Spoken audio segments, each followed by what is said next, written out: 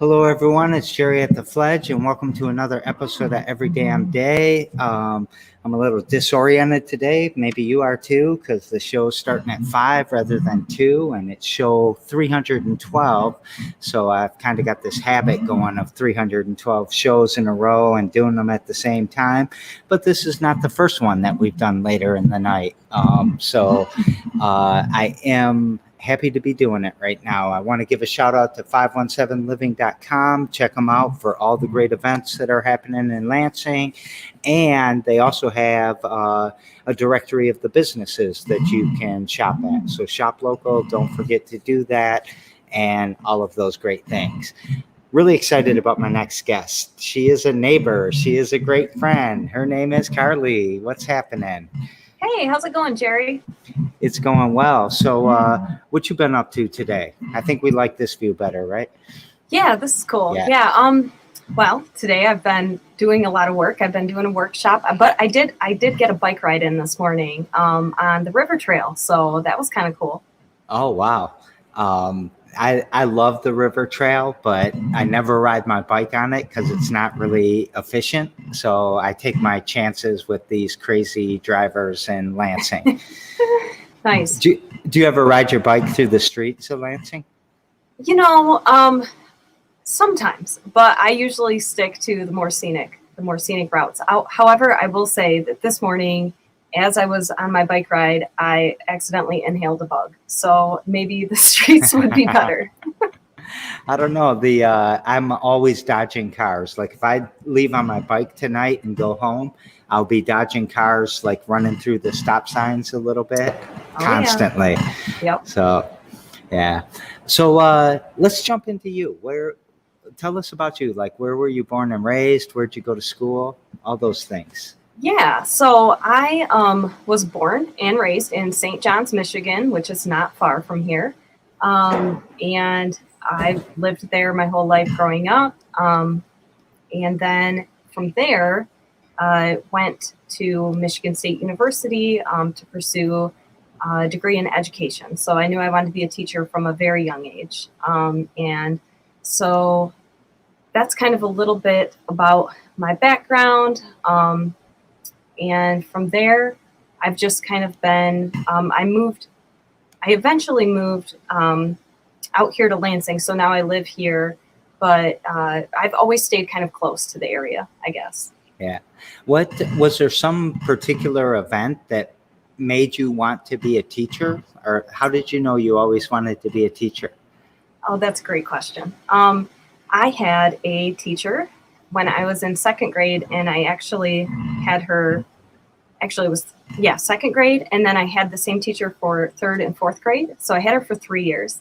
And because we had a small class and she moved with us, and she actually just retired this year. She's a phenomenal teacher, Mrs. Forback. Hi, if you're watching this, but she just made such a difference for me. And I felt like I was kind of like an oddball as a kid.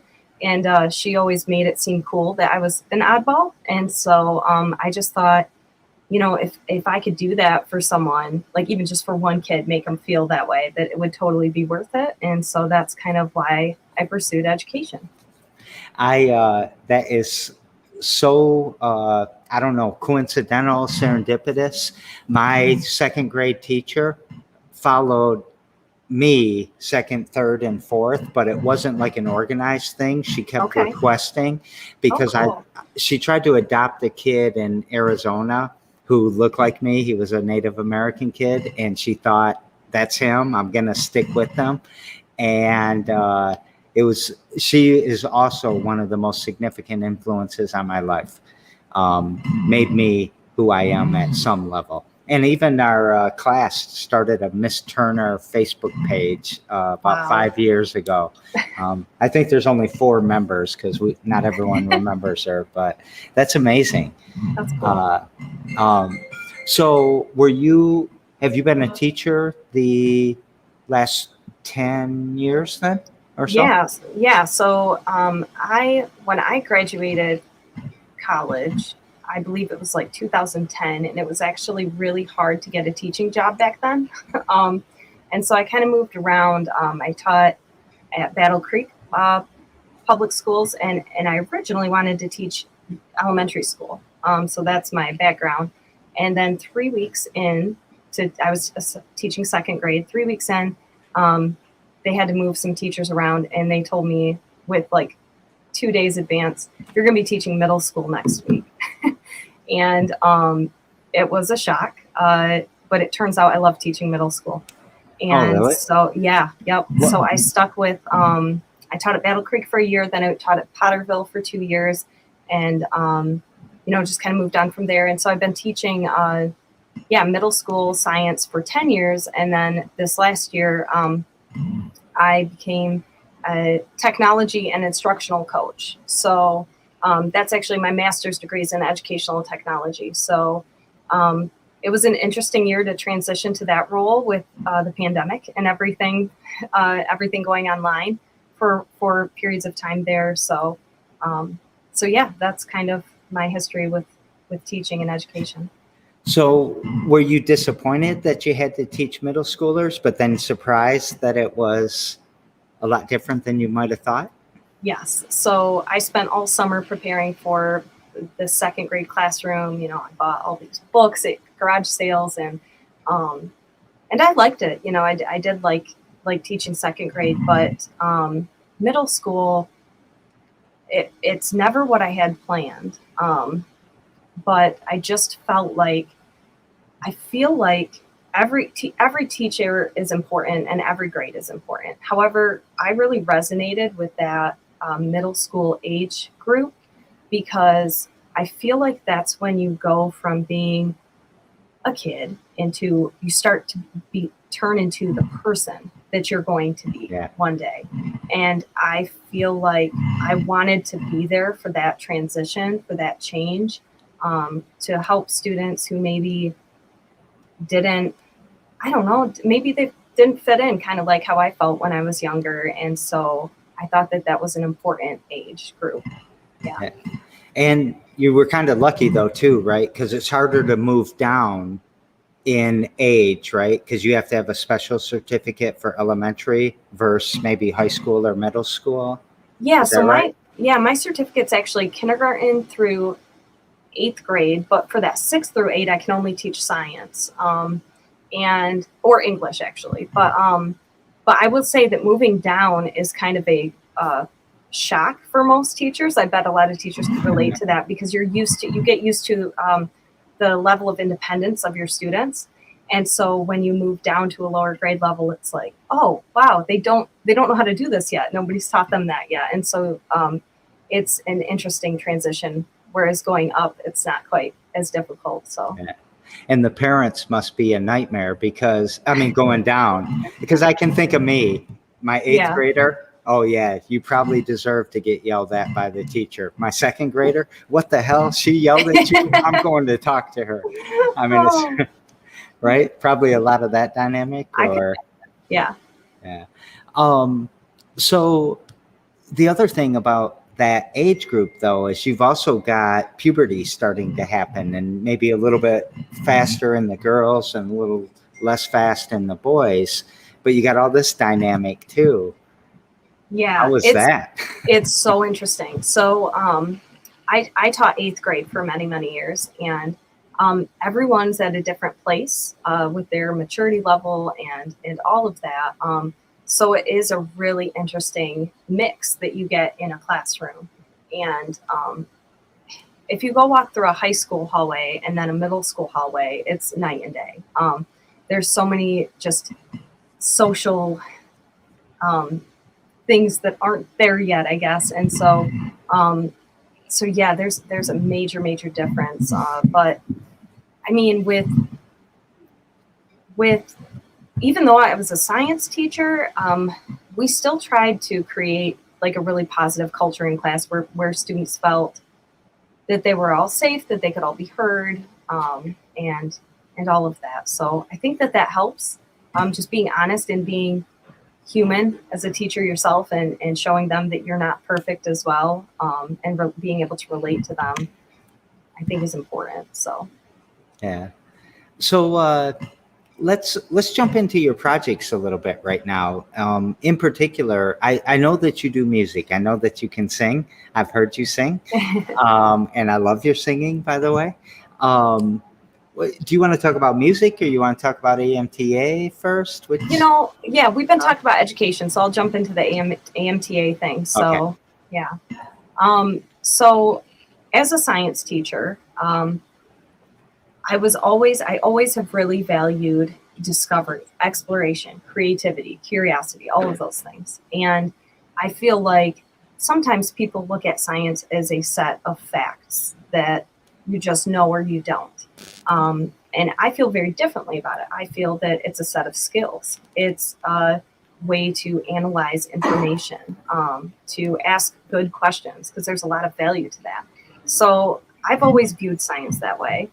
And I've always tried to teach science that way, but it was really hard because I felt like I was creating all my lessons on my own, and spending hours scouring the internet for like a good, lab. And in 2016, I found AMTA, which is American Modeling Teachers Association. And no, it is not an association to get models that are teachers. We get a lot of messages on our Facebook page and things like that. People think we're a modeling agency. We're not. The whole concept is that students learn science best by building models, mental models, or physical models, or mathematical models of information. And they have to build those models themselves to really, really understand it. So I took the workshop that I took in 2016 was in Muskegon. It was 3 weeks. It's very intensive professional development. I mean, it's 3 weeks, 8 to 4, 8 to 5. And it just completely changed. Like, I felt a light bulb going off. It completely changed everything for me. I mean, I implemented it in my classroom the next year and just saw such a shift in student engagement, motivation, excitement, all of those things. And I knew pretty early on that I wanted to pursue a leadership role with AMTA. So here I am, 5 years later, and I actually earlier today was leading a virtual workshop. So we're doing those now for teachers because it started because of COVID, but now we're starting to think that there is some value to being able to connect with people all over the world. Yeah. And I'm their director of marketing. So that's a really fun project for me. It's something I'm very passionate about. And the cool thing is that that same excitement that I felt when I first took a workshop is what I hear over and over again from other teachers, and from actually students too. So there's a Science Modeling Talks podcast where we even have one instance where a student kind of talks about how it changed their experience at school. And it's so to kind of give you a picture of what a modeling instruction classroom looks like. I'll just give an example with a lab that some people might have experienced, which is finding the speed of something. Usually you would say, speed equals distance over time. Here, practice finding the speed of various things. Whereas in modeling, what you would do is show students a moving object and ask them to make observations. What could we measure about it? Write a list on the board and then say, okay, what if we wanted to figure out how fast it was going? What kind of tools would we need? And then the tools are, you run around and find stopwatches and meter sticks, and you just tell students to, okay, let's figure out how fast it's going. And they design the experiment. They compile the data. They have discussions amongst their classmates about how should you find speed. And the class comes to it. And we use these giant whiteboards. So each group has like this really big whiteboard that they put their ideas on. And then they have a meeting where all the boards are displayed and each group talks about their ideas. And it's just a really powerful way to shift the learning is not coming from, information isn't coming from the teacher. The teacher is a facilitator and of learning. And the students are the ones who are really putting their ideas out there for everyone else. So it really does look different. There's rarely moments where students are sitting quietly in a modeling instruction classroom. The teacher talks a lot less, but it's great.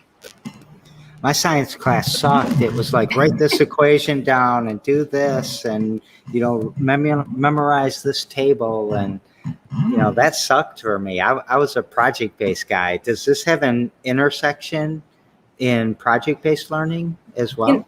Yeah, it does. That's actually a great question. And I would love to see how exactly, because there's elements of the project-based learning in modeling instruction, but I do think that there could be a more kind of seamless marriage of the two, I guess, that would be really, really powerful to see. But what modeling instruction really focuses on is creating storylines that allows a model to be built by the students, and then analyzed and tested, and usually the model breaks at some point and you have to kind of revise it. Yeah. So, when thinking about, when I first heard about like students making models, I pictured like a 3D, like it had to be like a 3D representation or something. And most of the time it's not. Most of the time it's a mental model or an idea of how something works. And so, I got kind of off topic there, but there are elements, there's elements of project-based, and it's more student-driven. So that's a big similarity. It's a lot more student-driven than the traditional classroom. There's a box in the way, but I got a big whiteboard there if you want to sit down sometime and try to create a model with model and project-based learning. I love it. Because, I wasn't sure how you were going to use the word model. I'm a mathematician. That's my degree. So I know mathematical modeling and I know systems theory and all of this. So I'm very interested in this because I think it is the right way to learn. We don't let kids play in the mud enough. We just tell them what the mud feels like. And they don't come back with their own theories, hypotheses, or experiments. Yes, I agree. And I also, modeling first originated in physics in Arizona. So it was actually kind of a mathematical modeling at first. And then it's kind of just spread from there and transitioned. But I wanted to go back to something that you said. I can't remember. It's going to come to me in a minute. But yeah, it's different, but it's very powerful for the students. Oh, I remember what I was going to say. Okay. So I feel like when people view science as just a set of facts, there's a detachment from the process that goes on to build that information. And I personally believe that that's one of the reasons. So that traditional way of teaching science and that disconnect that's there, I think is a lot of the reason why sometimes people just don't, I've heard, I don't believe in science, or, especially when talking about astronomy, I've heard people say like, how do scientists know that there's those elements on this planet that far away? There's no way that's true. And I don't think that they understand the process. And I think that if more people understood the process of science and how ideas are formed and backed by evidence and peer reviewed and all of that, I think that if there was more of that type of science instruction happening, we would have less of this disconnect where people are just like choosing whether or not to believe in science. So I love that hypothesis, if you will, that is the cause. I mean, when we look at what happened during COVID and everyone like, this is fake news, we're like, what the hell? There's a data set right there. Look at it yourself. It proves it. And people don't understand that. I'm having an epiphany right now that science is way backwards. Yeah. Way And backwards. to add on to that too, a big misconception about science is that if it changes, if the ideas change, then like, oh, they're like with COVID, well, they're changing what they're saying about COVID every single day. Good. They should be, because we're learning new things about COVID every single day. So the model of how it works and how we can prevent it, that should be also changing. And that's actually a good thing. And so that's another part of the process that I feel like if people understood what that feels like, there might not be such a disconnect there. Yeah, I like that. I love this whole train of thought because, I talk to people about science and they list out facts, right? Not everyone, but most people don't know what the scientific method is. They don't know about building on, the previous evidence to make your new hypothesis or whatever. They rarely stay objective because they don't know how to. I mean, it's hard to stay objective when you're just a single person thinking this through. Mm-hmm. How widespread is this? AMTA? Teaching science in a modeling method. Yeah, so their headquarters, AMTA's headquarters, are in Arizona, and it's really got a lot of. We have a wonderful leader in Michigan. His name is Mike Gallagher, who works to write grants and provide. Actually, a lot of teachers in Michigan get paid to attend these workshops because of the grants that he's written. So in Michigan, modeling is getting bigger and bigger every single year. And so that is, just a snapshot. But let me just talk about the workshop I'm leading right now, the virtual one. We have half of the class, I would say, is from either St. Kitts or Nevis, which are two islands in the Caribbean.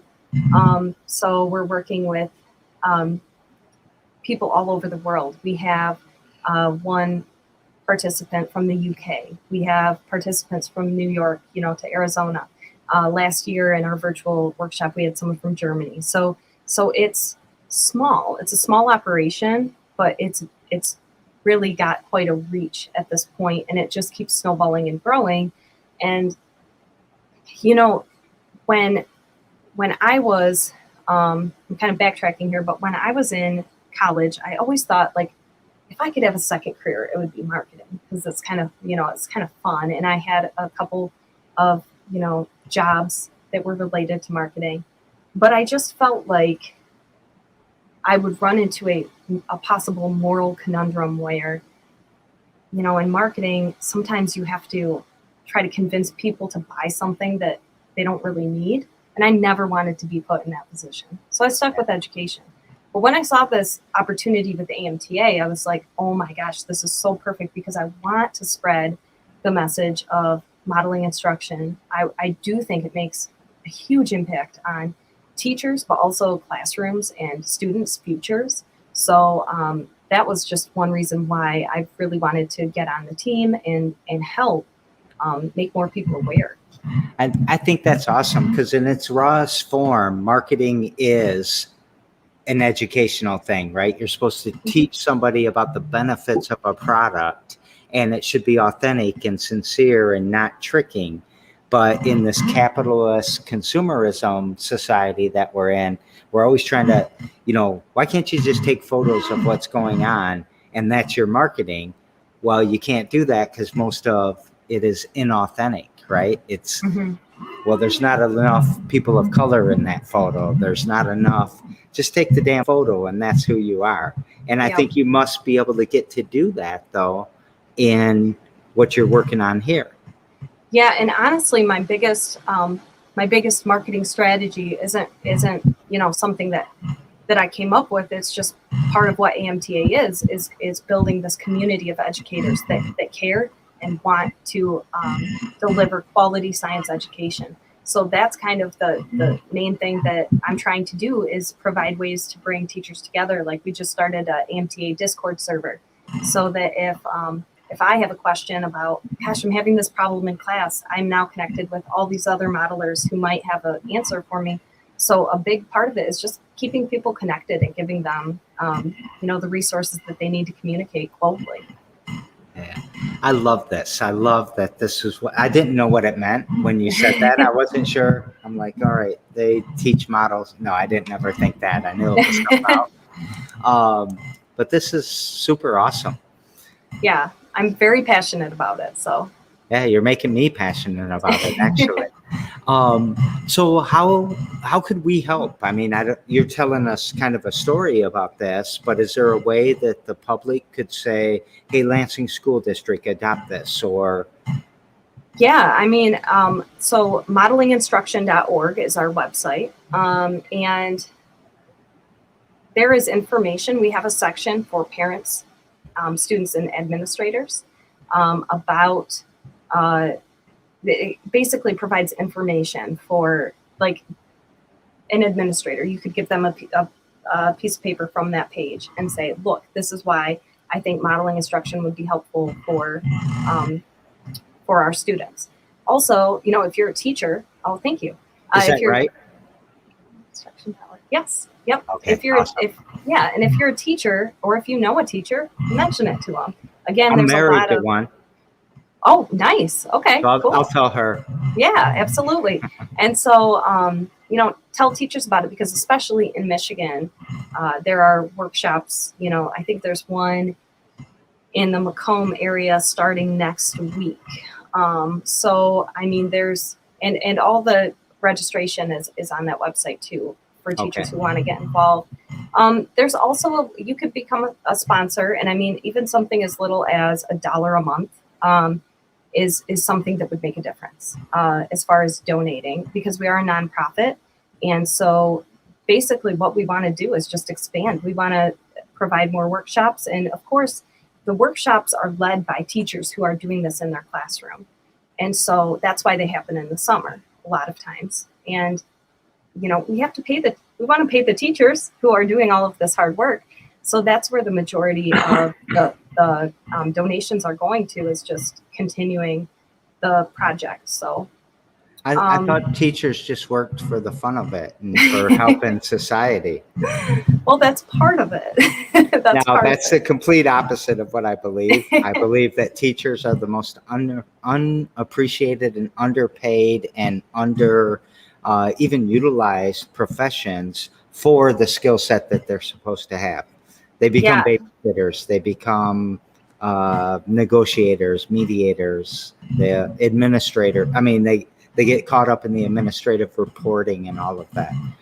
Yeah, there's so much that goes into teaching that goes beyond, if it was as simple as just delivering, and being this, because you're in some ways, you're kind of an entertainer, because you have to keep these students engaged all day.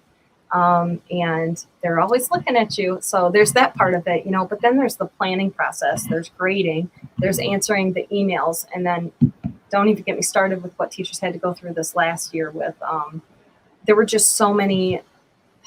so much paperwork. There were so many bells and whistles and hoops to jump through. And so it is a really, really difficult job. And it's so important, because it does make a difference. Yeah, it was like, in watching the teachers around me, including my wife, it was a lot more, how teachers or parents are always trying to get in the classroom. You're not teaching my kid fair, or you're not doing this fair. And a lot of parents standing in the background yelling into the microphone on Zoom, Oh, yeah. No, what are you talking about? And I mean, it was, teachers are my hero. You're my hero. Thank you. Let's flip over to music for a minute. Yeah, absolutely.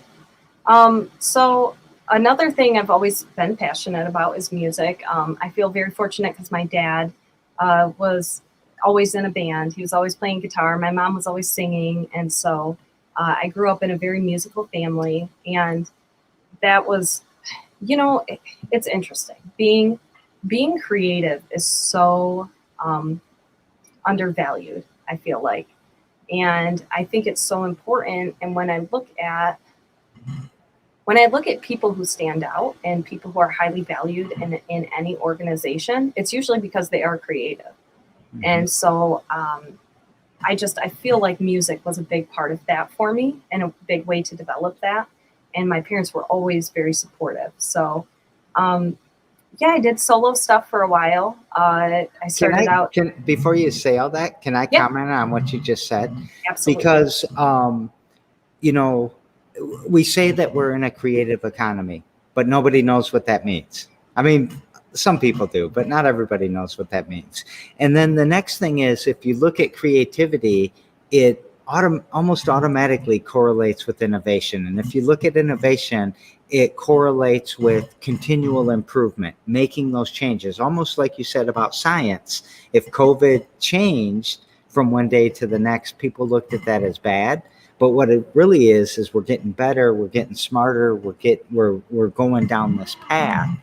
And why we don't as a society understand how important an artist is, or somebody with artistic ability, is way beyond me. Because take all the art away and we would be in a stick figure simulation that would be very boring and dull. I agree with you so much. So Absolutely. kudos to you. You're also my hero because you're a creative. Oh, thank you. And Yeah. sorry to interrupt your flow there. No, it's totally fine. I was just, let's see, I was talking about my love for being creative. So that was a nice outlet for me. And then, yeah, I started doing like solo shows around the Lansing area. And then I joined a cover band, Avon Bomb. They're still around. They're still super great. So you should check them out.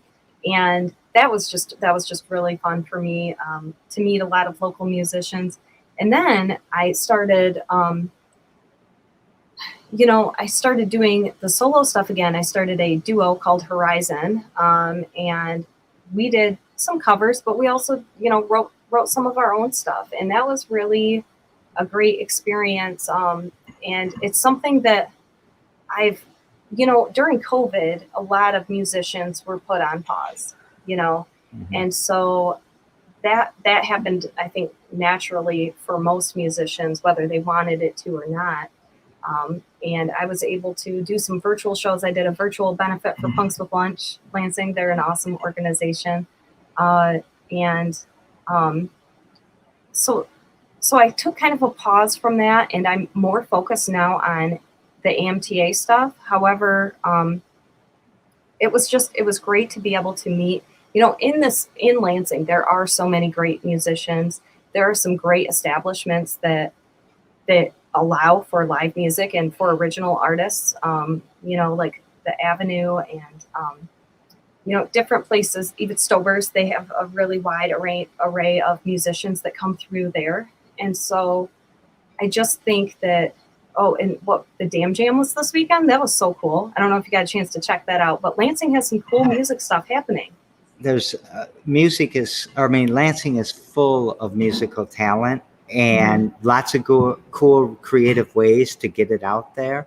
I'm a little upset, that Max is changing into a sports bar. The Loft is closed right now, but the Loft will come back. I'm pretty sure about that. I'm a little concerned that we don't have a big stadium, because if we had, 1,500, 2,000 seating stadium, we'd be able to have some bigger shows.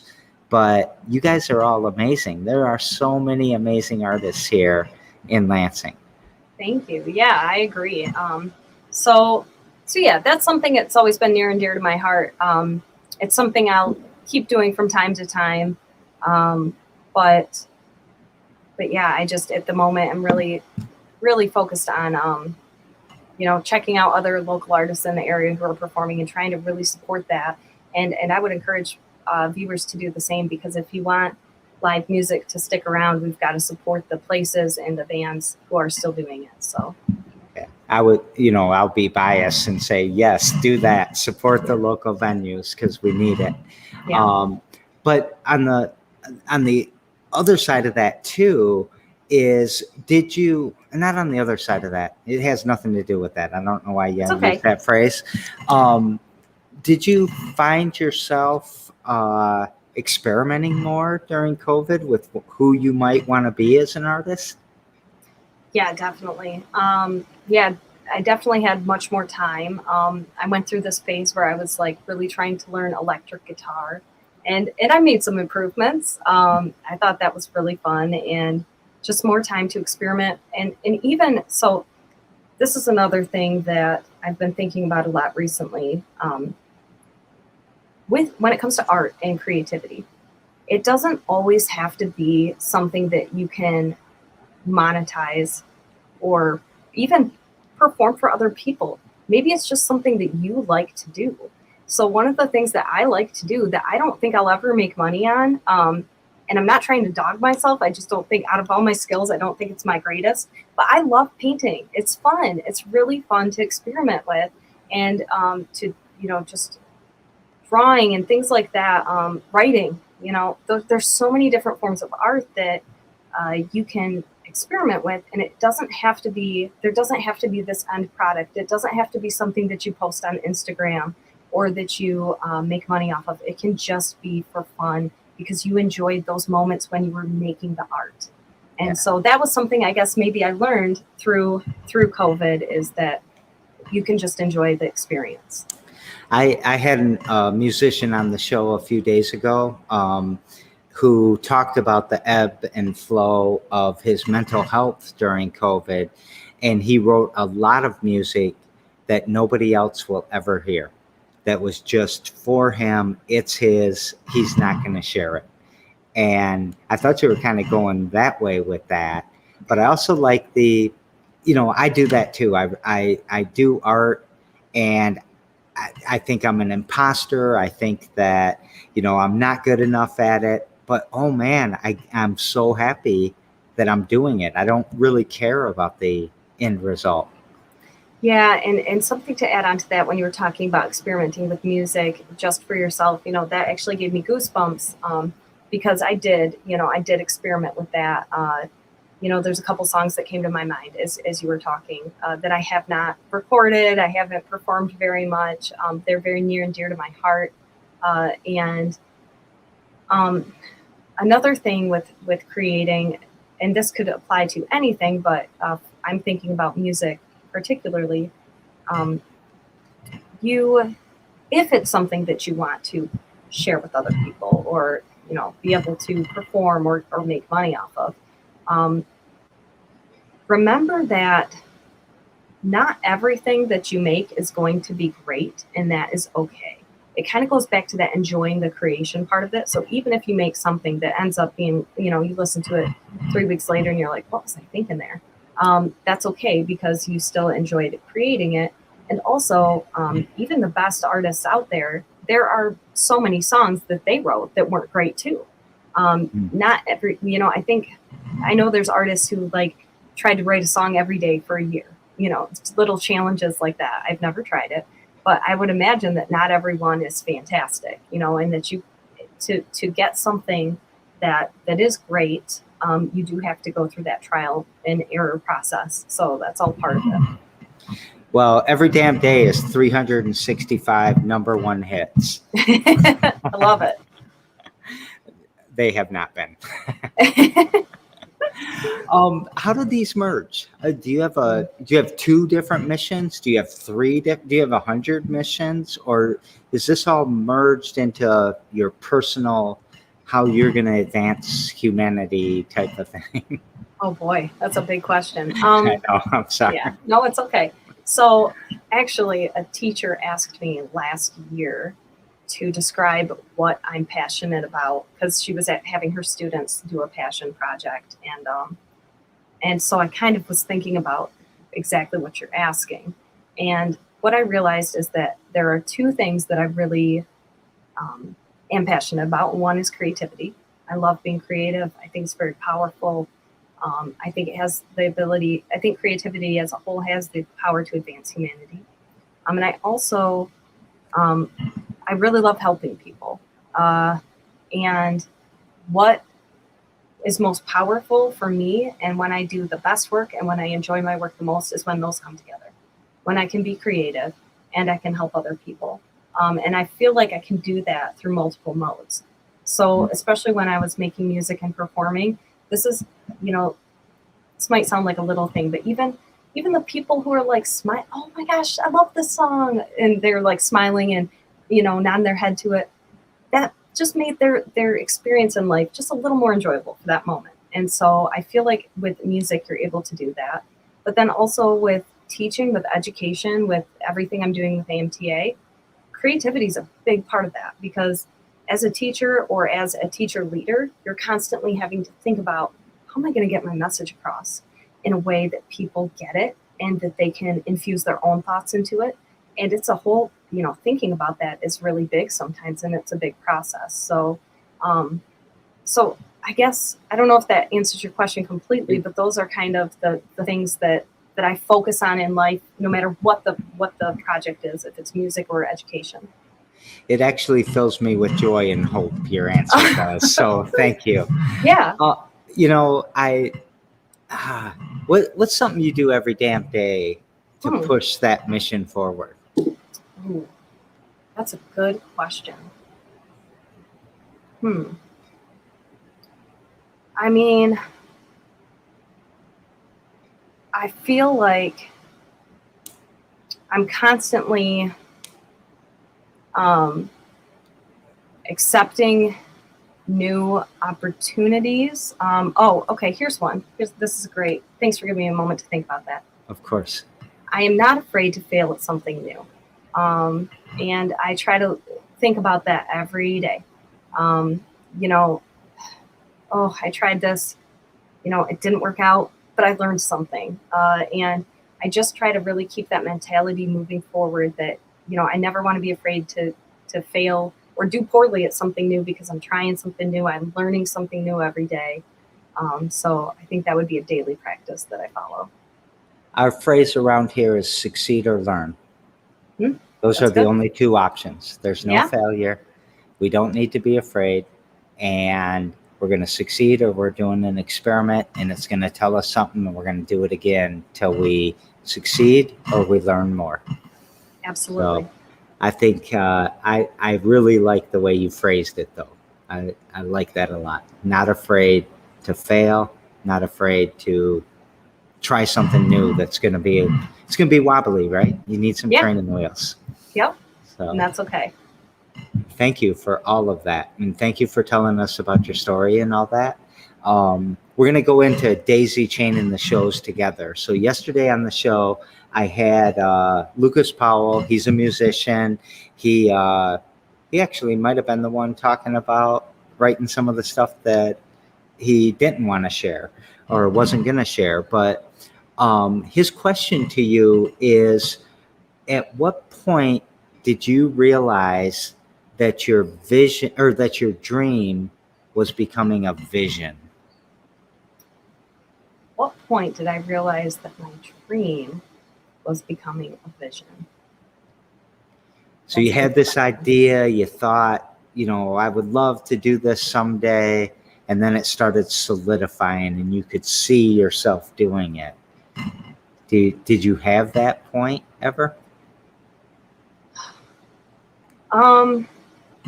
Maybe I'm having that right now, Jerry. I feel like, I feel like, you know, there's a lot of little moments where that kind of comes together. We had, you know, especially with this workshop that I'm leading right now for AMTA, it's global. It's a very diverse group of people, and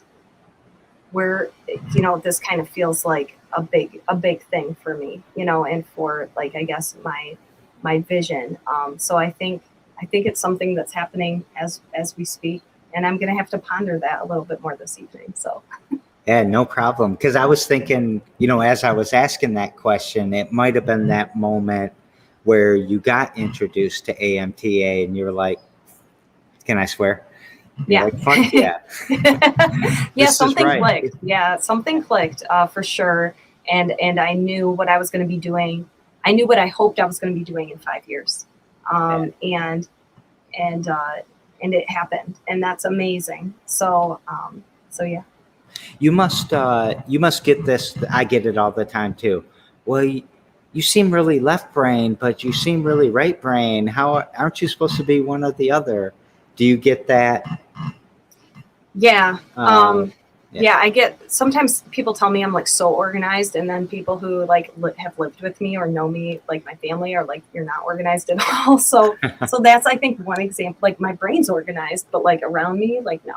So yeah, I do kind of get that from time to time, but I feel like, I don't know, it's just who I am. So Awesome. A creative science teacher doesn't seem like the proper phrase that somebody would use, but seems like that's what you are. that's what I love it. Love it. So, tomorrow on the show, I have Tori Gray, who is a musician, a rapper from Detroit, and is also running a company called Define Detroit, which is really trying to build up the Detroit music culture again, back maybe to how it used to be, or maybe to something new. I'm not sure. But what question would you like me to pass to Tori? Okay. I had a question in mind, but after hearing the person that we'll be asking it to, But if you do, I'm even more okay. excited. No, It's okay. Oh, I, okay. Yeah. I think it will I got you. generate a good answer. So my question is, what's the most interesting thing that happened to you this week, in the past week? Sorry, I thought you were switching up to turn music on. I was like, what if he cancels? But we haven't had that question. I love that question. And I'm going to ask you that question. What's the most exciting thing that's happened to you this week? Gosh, that's such a good question. Well, it's yours, so there's a lot of things. I wondered if you were going to ask me my own question. I think the most exciting thing happened yesterday in my workshop. We had a really big conversation about diversity, equity, and inclusion and how that applies to education.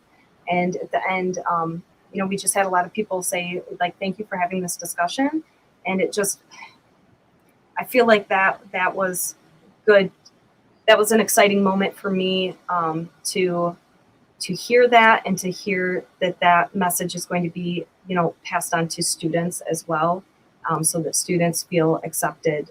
And so I think that's my answer. That's, I think, the biggest, like, exciting moment from the last week for me. I don't know how to ask my question, because I just want to make a statement is what the problem is. You can do that. I'm gonna make the statement. Modeling opens up for diversity, inclusion, and equity, and preaching facts at somebody closes down, right? If just hearing facts, that could be a constraint to me. That could be something that turns me off. It could be the way that I don't learn. But hey, here's a blank piece of paper. How do you figure out what speed is? You guys go at it. Now I can use my grandmother's language. I can use the smell of my culture. I can use the richness of, the art that my family had around to help me create this worldview that you're asking in the modeling. But if I'm just preaching facts at you, I don't get to do any of that. Absolutely. So now diversity, inclusion, and equity becomes even more important. Yep, and I know we're nearing the end of the show, but absolutely, how you define, a lot of students and teachers have this idea of what smart looks like in their own classroom, and it's usually very specific. And in a modeling classroom, smart looks really different. It's asking questions. It's challenging someone's thinking. It's challenging my thinking as a teacher. And yeah, and that's what is valued in a modeling classroom. And not to mention, students need to feel safe in order to be able to take risks and not be afraid of failure. And so it's imperative that we have a culture and a classroom where everybody feels valued equally. So yeah, now I have even a greater love for this. I mean, I was really digging it earlier, and now it's like very clear to me that this is absolutely the way to go. It's a great program. But you have to build that safe environment, right? You're not going to be called an idiot if you say something wrong. And you must say, oh shit, all the time. Like, oh shit, I can't believe this kid just came up with that. That's a brilliant way to think about this. I think about that that happens all the time. Students bring up ideas that I've never thought of. And that's a beautiful, part of modeling instruction. Absolutely. And yeah, it is one of the reasons why I love AMTA, because they do have a strong stance on those types of issues, and I really appreciate it. So. And thank you for introducing that to us. This is something that's going to become very important to me. Great. Happiness, sadness, joy, or hope. Which word or combination of words would you like to talk about? Oh, okay. I like happiness and hope. All right. So let's start with happiness. Okay. What is happiness to you? So I think that happiness is just like how you feel in the moment. And I think that some people look at happiness as like, are you doing something fun, or do you have a lot of friends, or do you have cool plans, or like, you know what I mean? I think a lot of people think about it that way. But one of the things I learned and have started to appreciate more, and I think part of that is because of COVID and spending more time at home, is that happiness is just like your overall well-being in the moment. And I feel like there have been more exciting times in my life, probably when I was like in the band, or like, just doing more traveling. But when I look at my happiness level, like on a regular basis, I feel like I'm pretty happy right now. And so I think that you really have to look inward and think about, how are you feeling right now? Are you happy with yourself, happy with your life, happy with the things around you? Do you find joy throughout the day? Yeah.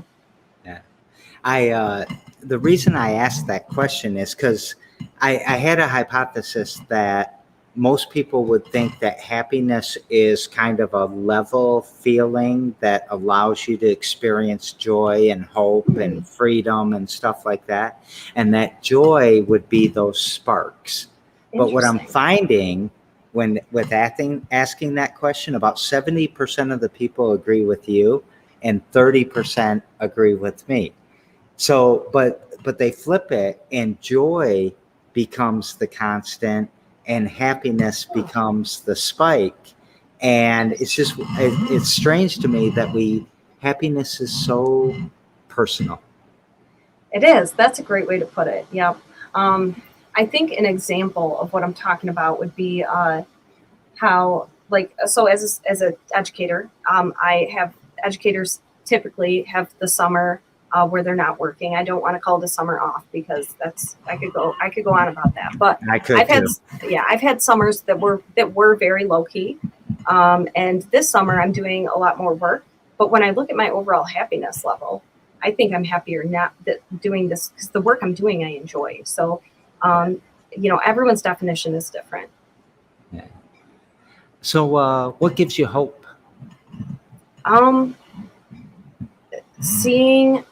Seeing teachers want to make the world a better place, seeing teachers who care so much about their students and really want their students to learn, and then also being in the classroom and seeing students who, they still have hope too, and they still have ideas that I've never heard yet, and maybe nobody's even heard those ideas yet. And so I think those are just some of the things that kind of give me hope. Super awesome. Do you think it's possible to have zero hope as a human being? I hope not. That's going to be my answer, is I hope not. I hope that there's always something that you can find, that you can look forward to. So there's an old Russian phrase that my hypothesis is that it's not possible until there's a point where kind of death and loss of hope intersect. And it comes from a Russian phrase that hope is the last to die. And I want to inspire hope. I want people to be able to lift their head up in the what seems like the worst, hopeless moment. So to me, it's just hoping that it's not true, that people can be hopeless, you know, and I don't know. It's sad. Well, I will let you know that you do. If your mission is to give other people hope, I will tell you that you do. I guarantee that. So thank you for everything you do at the pledge. Thank you. Thank you for being part of. I mean, you're practically a neighbor, right? Yes. So, yep. Thank you for allowing us to be here and accepting us and helping us, because you do help us. Yeah, absolutely. What would you like to take us out with? I like quotes, and so I think I'll take us out with a quote and something to always remember as you go through the day, as you go through interacting with different people. And it's from my first science teacher, Mr. Bill Nye. And the quote is, "Every single person you will ever meet knows something that you don't." And that's true because everyone has a different set of life experiences. Everybody has a different perspective. And those different perspectives and experiences, and sharing those and listening to those and believing people when they tell you about their experience instead of trying to push your own ideas on them. Listening and being able to take something away from other people's experiences and ideas, I think can be very powerful. I cannot believe I've never heard that quote before. If I had, I didn't really pick up on it, but it summarized what we mean by diversity creating a bigger brain. It is maybe one of the epitomes of the show, that everybody has a story and everybody knows something that we don't know. And I can't believe that quote's going up on on the Every Damn Day Show website for sure. So, all right. Thank you for that. And thank you for coming on the show and sharing all of this with us, and being such a great neighbor and a friend. And we got to pressure that John guy into getting on the show before we run out of slots. Yep. So I'll help you with that. Thank you for having me. Of course, I loved all of this. Yeah. All right, everyone. Every damn day tomorrow at 2. I think tomorrow will be at 2. And you threw us all off here, Karle. I know. You're only like the third show that didn't broadcast at 2. It'll be a rare NFT when we make this yes. into trading cards. So, Nice. All right, everyone. We'll see you tomorrow. See you.